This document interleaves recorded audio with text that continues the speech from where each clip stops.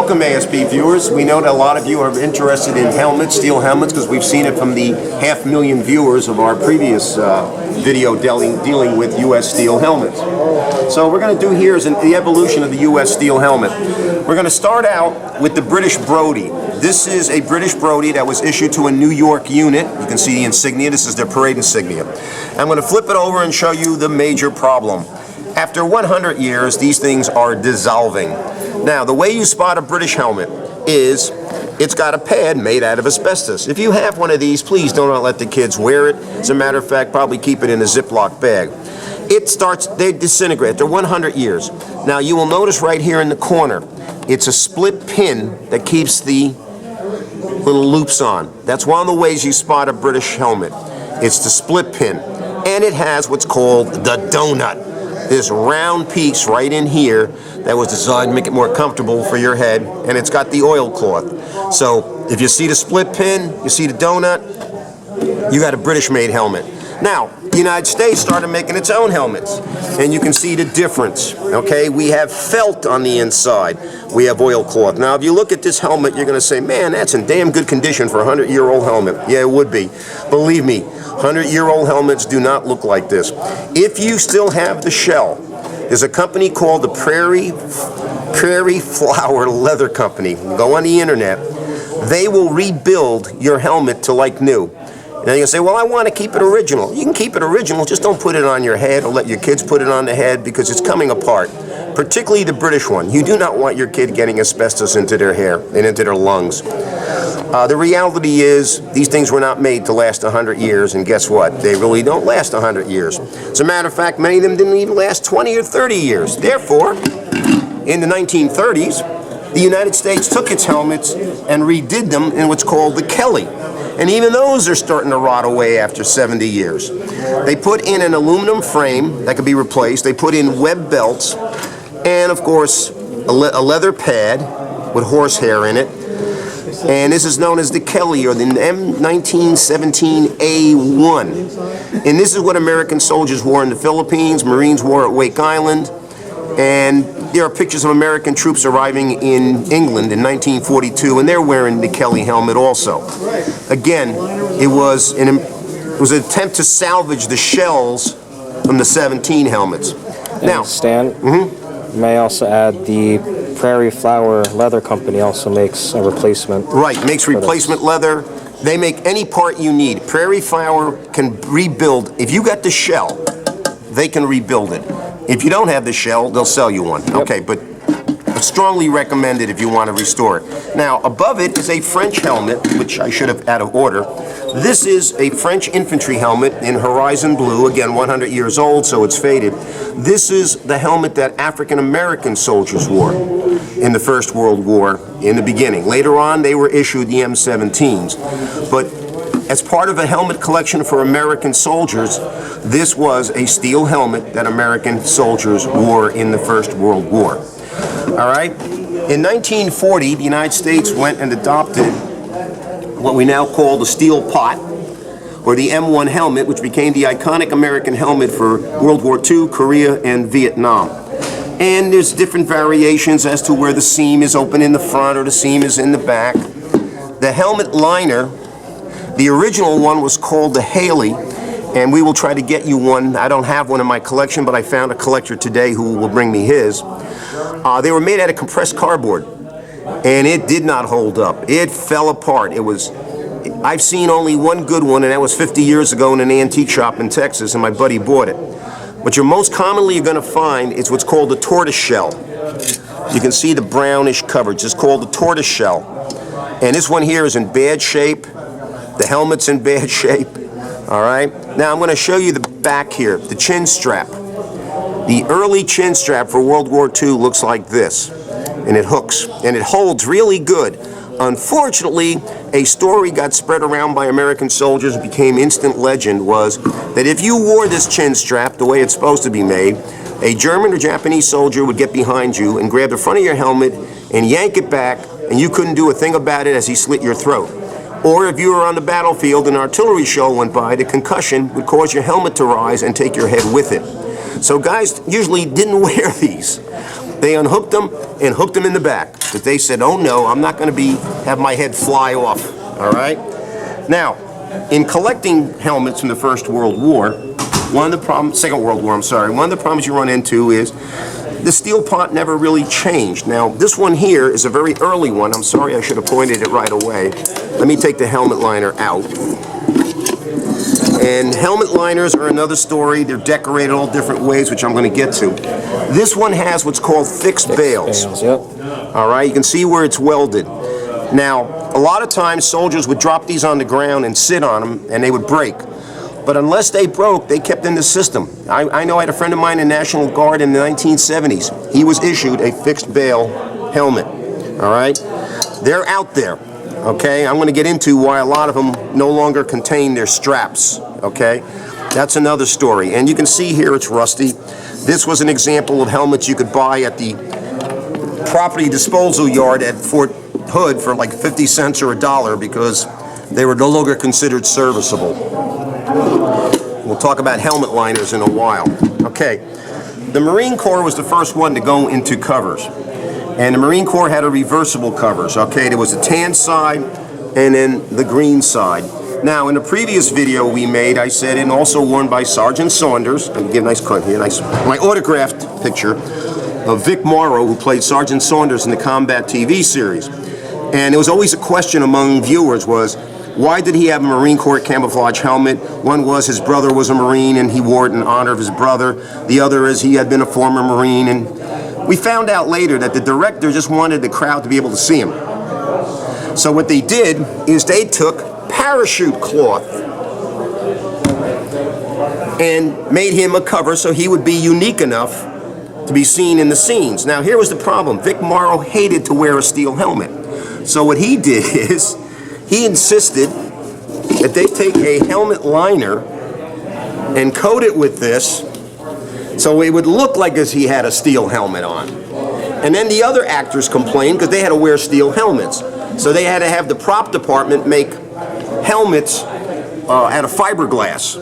But he would wear the camouflage from the parachute, the leather chin strap would come up here, and you never saw the steel pot chin strap because he didn't have one, okay? But that's the mystery of why Sergeant Saunders had a camouflage cover, parachute cloth, all right? Okay, Vietnam rolls along, and the cover that was used was often referred to as the MICH, okay? And green side was the way they wore it in Vietnam. This one here even has its LSA oil, which was designed for the M16 rifle to keep it going. This was the magic lubricant, all right? And it was called the MICH. And reversed, it looks like this. Now, this particular helmet was made either in Korea or for Vietnam. And you will notice at that point, there was the fear of the helmet flying off under extreme pressure was eliminated by putting a new chin straps on them. And these, under pressure, will snap free. Whether anybody ever had their head come off because of an artillery burst, nobody can point to it. Now, the advantage of the helmet liner, by the time I went in, this is an example of the green, it even has a Linden Surplus price tag on it. They were now level. The early World War II, they were at an angle. So it actually went down further behind on the neck. And by time Vietnam rolled along, now they were more level. Good news, bad news. If you were just wearing the helmet liner, it looked a lot sharper. But if you were wearing the helmet and you were at the range, one of the problems a lot of guys had was it would come down over their eyes, or guys like me who wear glasses, when you ran with the helmet, it'd go bump, ba-bump, ba-bump, bouncing on your glasses, driving them into the bridge of your nose. So, if you find it level, it's Vietnam era. If you find where it angles in the back, that's World War II era helmet liner. All right? Now, over here is a 92nd Company, 9th Student Battalion, Fort Benning, Georgia, Officer Candidate School, OCS, Old Cocksucker, or Obsessive Compulsive Syndrome, all right? And the old joke was that if you didn't become a good infantry officer, at least you could get a civilian job as a building custodian. Now, they made almost a religious ritual out of this. You had to take this off by putting your hands over your ears. You never grabbed it by the side and left your fingerprints. You had to lift it up and hold it by the mesh, okay? And I mean, they made almost a religious ritual out of this stupid thing. But this was your helmet at officer candidate school. Now, painted helmets, okay? I was able to get this helmet for $1, I think it was, or 50 cents at clothing sale, not clothing sales, the property disposal yard, because for whatever reason they went away from painting the helmets. So this is a nice helmet. I think it's beautiful, the 5/18. And that was from the 4th Infantry, wasn't it? 3rd is that one. Yeah, well, That one probably whatever it was a nice painted helmet, and it was declared unserviceable. This is an MP helmet from the 267th, which I found out is Tennessee National Guard or something, and this indicates that it was 1st Army. MPs also were very proud of their helmets. That was another story. This one here is obviously in bad shape, and it's green. Green usually was issued to divisional MP units. If you were anything else, you wore black.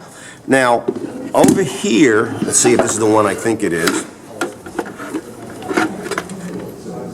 That's the 50th. Let's see, where's the 502nd?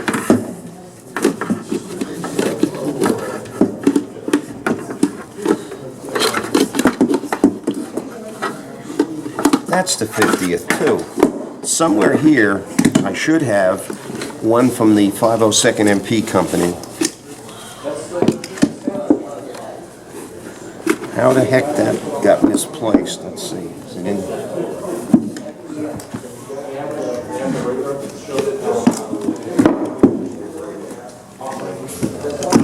No idea how that got misplaced. I'll have to bring it in some other time. That was my old helmet, and I'm going, what the hell is it? All right.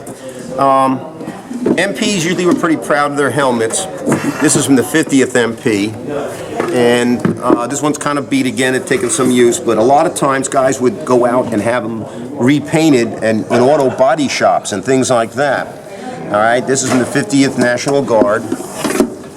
This one here should also be from the 50th National Guard. Yeah. And my lieutenant bar on it. That's what Stosh needs now. Get that in, get a picture of that. All right. Yeah, I don't know how I'm missing. Okay. Anyway, my unit was the 502nd MP company at Fort Hood, and I recently saw somebody trying to sell one as a Vietnam helmet. And I'm going, the 502nd never left Fort Hood. Okay. Now this one, I'm very interested. This is a Vietnam era helmet liner from the markings. The thing is, I can't find what was the 93rd. There's a 93rd dog handler company. There's a 93rd company somewhere. But in Vietnam, I can't find why this particular marking. And the colors mean something. The blue and the red, red over blue. There's websites that tell you I can't find this particular MP unit. So if there's anybody out there who can tell us what it is, I would really, really appreciate it. And what do you do with that? That's just it, Vietnam era. That's all I can tell you. The double axes are mentioned here. I think it's the something MP Brigade that was in Vietnam. I think they were the ones that were defending Saigon. 18th Military Police Brigade. Okay? So this unit was a subunit of that. But what was it? No idea. All right? And MP helmets in World War II, they had MP in white and MP stripes. Later on, they went to this red. And if you were stateside, directing traffic or whatever, they wanted you to wear MP. If you were in the field, you wore camouflage cover, and what a lot of guys would do is take magic marker and put MP on it. And if you were more professional, you got leather MP and you sewed it on. And it looked a lot better, okay? Okay, after Vietnam, the government went near the end of Vietnam, the Engineer Research Development Lab, or ERDL, started to develop a new camouflage. And this is it. And there's the shirt that goes with it. And this came out for a while.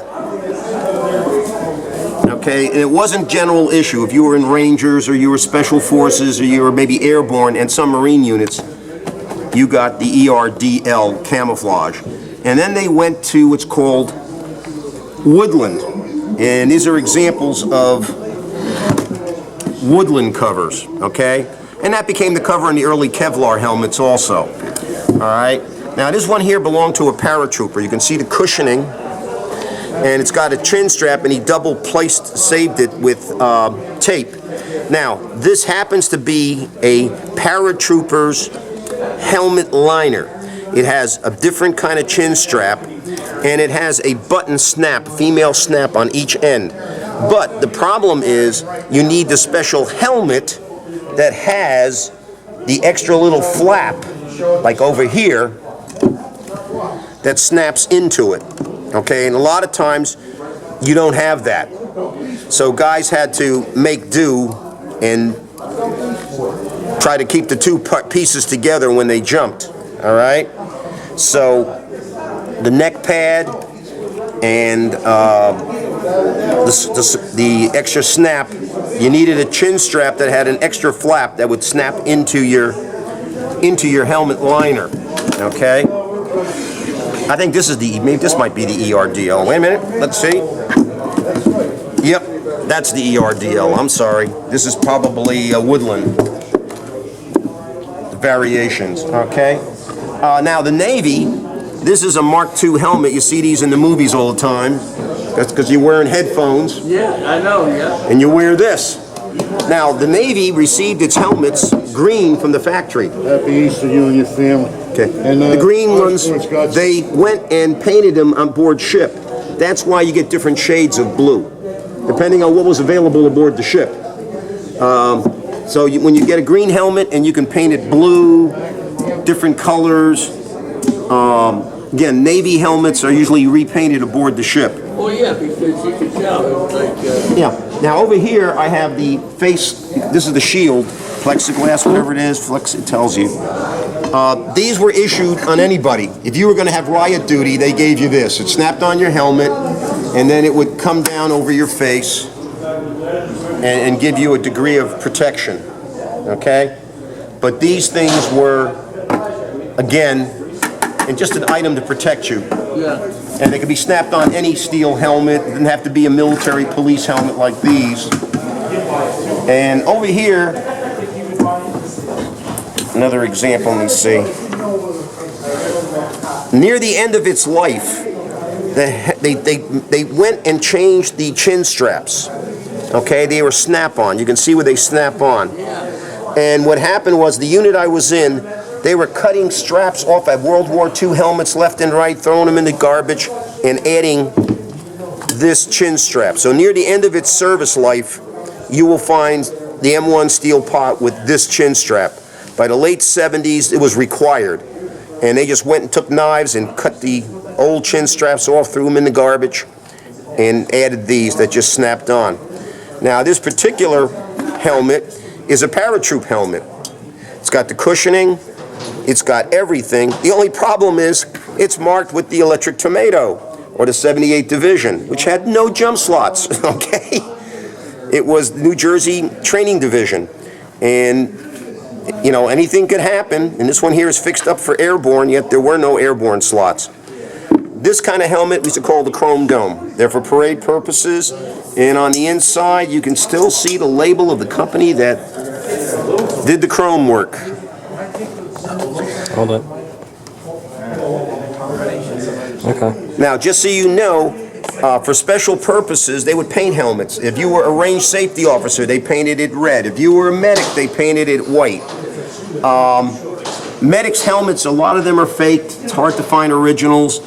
In the European theater, they had the circle with the red cross. Right. In the Pacific theater, they found out that, number one, the Japanese were targeting anybody who wore a helmet with a red cross. Oh. So, you didn't wear it. If you were the medic, you were actually targeted by the Japanese. So we have here an assortment of helmets, and by 1985, the helmet was considered obsolete, the steel pot. We then went to the Kevlar, and that can be the subject of another video. But the steel pot basically went from 1940 or 1941 to about 1985. And the helmet liners, they stayed a lot longer because for decorative purposes, for, like I said, military police in particular. And I'm still going crazy over, I'm missing one helmet liner that I thought for sure I had packed away.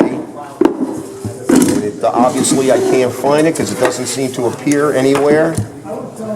Maybe it's stuck in one of these, huh? Maybe it got misplaced, and I'm gonna go home and find it sitting on the floor, you know. And that's the one I wanted to bring. It was the one I actually wore when I was in the 502nd MP Company, Fort Hood, Texas. And one last search here. Shouldn't be under these Marine helmets, because these are all World War II helmets. World War II helmet liners. French. French. The French Republic, and it's the infantry helmet. The French Republic. And it's vented. The later ones are vented, the World War II. These weren't. I'm impressed. These were not. All right, Stan. Okay? So Thank you. this is an assortment. Hopefully somebody will contact us and let us know what the 93rd was. And good collecting, everybody.